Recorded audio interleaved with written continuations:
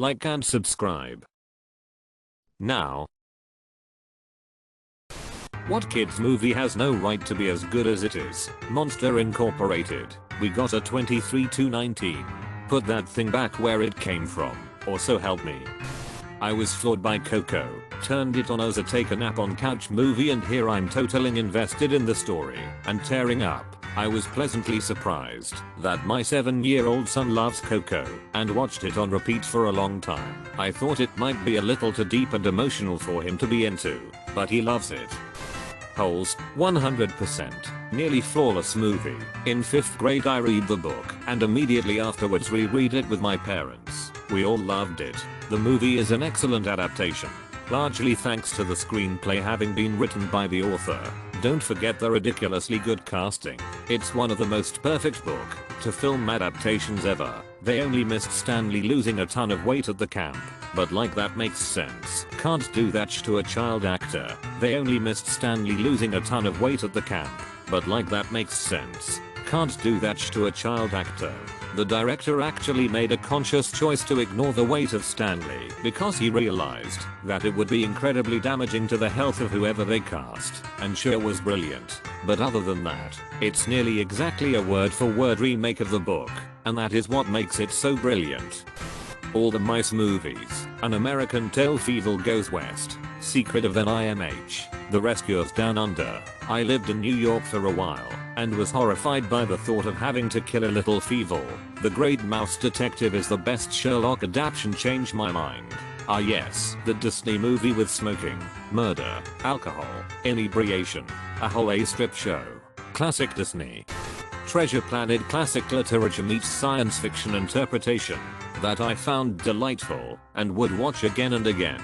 I was obsessed with this movie when it came out. I was 15, and so was the main character, and I think I just felt his loneliness and uncertainty about his future so deep down in my soul. It's so hard for kids to deal with that feeling of not belonging and not living up to the expectations being put on you. It felt like the movie was kind of panned upon its release and nobody around me seemed to like it. Plus being into animation/Disney movies at age 15 felt so uncool. But this movie basically helped me decide that I wanted to be an animator and make movies and tell stories that could help other people feel less alone too. Now I'm an animator/animation director, and it feels so fitting. It's also really uplifting to see that people appreciate this movie now. Even though it got such lukewarm reception when it first came out, it gives me hope that the stuff I work on that isn't as well received or popular right now might still be reaching people in unexpected places. One sincere kind word about a project I work on still outweighs 100 bad reviews. Homeward Bound. Live action talking pet movie shot mostly in the woods with limited human interaction. If you didn't get emotional when Shadow returns home, you have no soul. Matilda. Danny DeVito and Miss Trunchbull are great. Matilda is such a classic. I remember always trying to move random sh with my mind after watching it as a kid. Never worked and still doesn't, but it's worth a try every time. The Sandlet. Somebody once said why the Sandlet is so good. It's not about winning, it's about being a team. That speaks a lot to this movie and why it's so damn rewatchable. Heroes get remembered, but legends never die. George in the Jungle. Say what you want, but Brendan Fraser was a big part of my childhood after dinner, especially in The Mummy and The Mummy 2. We taped George of the Jungle off the TV on VHS with all the ads, and one of the news anchors in the ads became one of our favorites because he was almost part of the movie for us. He said something like, well, now from George of the Jungle to George in New York. Turned out he was high all the time on the news and got fired for it. He's clean now. I just looked it up. Love you, Darren from TV3, wherever you are. Kaya Kaha. Hook. Way better than any children's movie I can think of besides Princess Bride or The Neverending Story. Robin Williams opposite Dustin Hoffman with Bob Hoskins and Julia Roberts, all playing characters like it was the most fun they'd ever had. Whenever I see that "Oh There You Are Peter" scene I get teared up. A Muppet Christmas Carol is the best version of A Christmas Carol. No cheeses for us yeses. It absolutely is, and I like some literature scholars consider it the most faithful, in spirit, mainstream adaptation of the story. Back when I was teaching, Special ed, very small academic focused private school. I put a Muppet Christmas Carol on when the 3 students I had that day couldn't agree on a movie. They all groaned and moaned about it, but their options were movie or I make them some schoolwork. So they watched the movie. After 15 minutes they were all completely absorbed. They ended up absolutely adoring it and have asked to watch it again several times. Light the lamp, not the rat. Light the lamp, not the rat. And Tiny Tim Ho did not die. The best part of this is that it's taken right from the novel. I read it for the first time this year and laughed out loud when I got to the line. Here it is on my Kindle. The scene of Kermit/Bob with Tiny Tim on his shoulder coming down the lane home singing is one of my favorite scenes in any film. This is the movie hill I die on.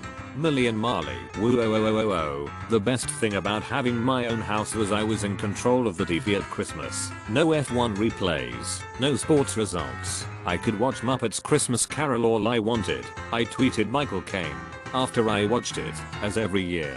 Last Christmas. I can't fathom just how much effort he put into playing that perfectly. He is the living embodiment of the better actor scene from Wayne's World 2. He actually stipulated that he would only take the role if he could play it straight, as if it were all classic actors. Labyrinth. David Bowie is amazing, and that is some of the slickest puppeteering I've ever seen. Tangled. It perfectly shows off emotional manipulation, and the songs and art are fantastic. My only critique is that we didn't get to see the aftermath of Rapunzel coming to terms with her trauma, but it's understandable given the time restraints and target audience. Ratatouille. Remember watching it as a teen and loving it, and now I can appreciate even more of it. The designs, the animation, and the fact that those Pixar folks made us cheer and love a rat. Also, School of Rock is just amazing how good it is. The soundtrack is one of the best out there and all the children acted amazing. And what to say about Jack Black? He is just great every time. Wreck-It Ralph. I'm bad, and that's good. I will never be good, and that's not bad. There's no one I'd rather be than me. I was in tears laughing when this came up in the very beginning. Bad Guys Anonymous. I mean, freaking genius. Hysterical. But man, when it comes up at the end, woo, I was a sobbing mess. Amazing how those arcs work. Just because you are bad guy does not mean you are bad guy. Hell yeah. When Ralph wrecks Vanellope's car, that is the most emotionally complex moment I've ever seen in a children's movie. The Goofy movie smacked while I was a kid, and even more so now that I'm a grown man. The soundtrack in that movie is A+. Eye to Eye is a refined jam. Eye to Eye and Stand Out are permanently on my workout mix. I was an assistant manager at a movie theater.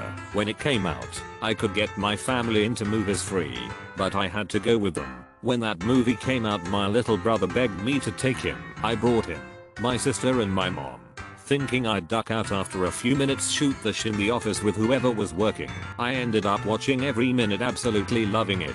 My mother, a woman now well into her 60s, still loves this movie to this day.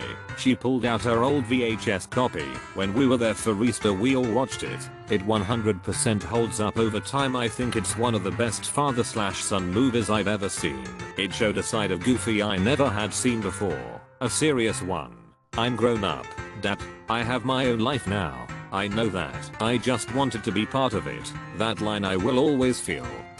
Ferngully. It's a masterpiece in my opinion. My name is Batty. My logic is erratic. My brain's all static. Humans don't have tails. They have big bottoms that they wear with bad shorts. And they walk around going, "Hi Helen. Price check on prune juice, Bob. Price check on prune juice." All while Ace and Gromit films are fantastic, but A Grand Day Out was made on £10,000 and you can tell, not because it's shoddy, but because not a single movement of its clay animation is wasted. It's perfect. The amount of time and effort that film must have taken baffles me. The ending of A Grand Day Out brings me to tears of delight. Even hits harder with age and experience. It's a box that doesn't talk, and yet you can feel every emotion it's feeling. When you see it skiing up and down, and the simple pleasure it's expressing, it's just wonderful. The wrong trousers was always my favorite. It's the fact that the penguin's chick in disguise is apparently effective that gets me every time. The high stakes chase on a Hornby train set through the living room as well. Meet the Robinsons. I have a big head and little arms. I don't think this plan was very well thought out. My family loves that line and use it whenever a plan is not working out. Why aren't you seizing the boy? Is constantly said in my house. Cool binder. Goop. They all hated me. That's my favorite line in any movie ever. I wish this was more popular. It was really stellar with a surprisingly deep storyline. What it takes to be a family and how that family, or lack thereof, can shape not only a person, but the whole world. Deeply underrated. Treasure Planet. Heavyweights. That movie is hilarious. Oh look, a deli meat. Ouch, I'm finally relevant. THX for the awards. To celebrate, we will be going a 20-mile hike. There will be no food, no water. This is a cleansing hike. Judd Apatow, man, can't beat it. Some of my favorite movie quotes are from Heavyweights. Attention campers, lunch has been cancelled due to lack of hustle. Deal with it. I did not send you to go-kart camp. Don't put Twinkies on your pizza.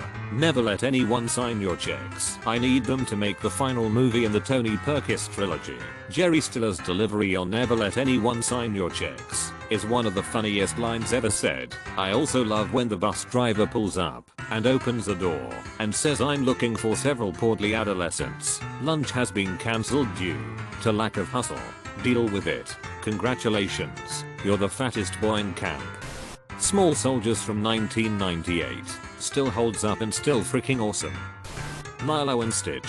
I watched this again recently as an adult, and I realized it's a story about an older sister trying to keep her family together with some aliens thrown in.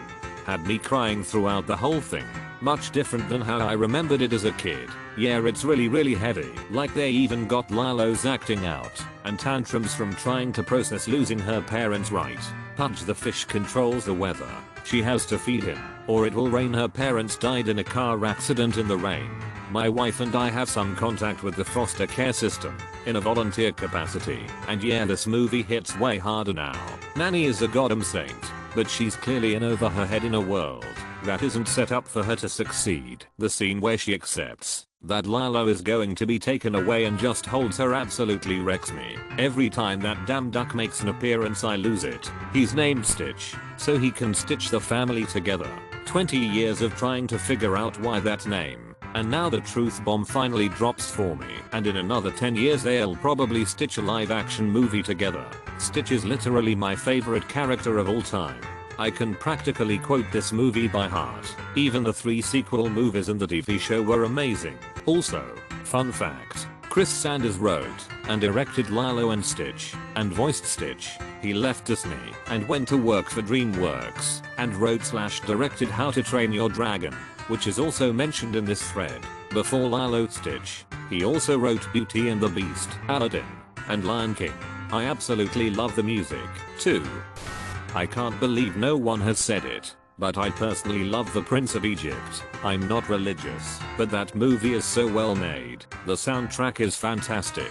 I get mad chills at Deliver Us. I bought the soundtrack from a bargain bin on a whim, because I remember the movie being passable. I was not ready for the epic tunes. I've seen the movie maybe 3 times in my life, but I can sing along to every song if I want to. The Angel of Death scene is so good, simultaneously beautiful and terrifying. It's great. It's subtle and, yet not at the same time. With the sighs/last breath. That and the burning bush scene always gives me goosebumps. The animation is awesome. The music had no right to slap as hard as it did. Playing with the big boys and the plagues are so effing good. And it was informed by a surprisingly high, for Hollywood standards, amount of good historical research. For example, playing with the big boys represents both the Egyptian religious worldview and the religious warfare narrative that a lot of people miss in the Exodus account very well, especially for such a short bit, and the churches who had history in it all approved. Leaders from Christianity, Jewish, and Muslim faiths all took part in its authenticity, though it was later banned in a few Muslim countries as depictions of Moses, who is considered a prophet, are not allowed. Megamind. I'm doing horrible things to that man.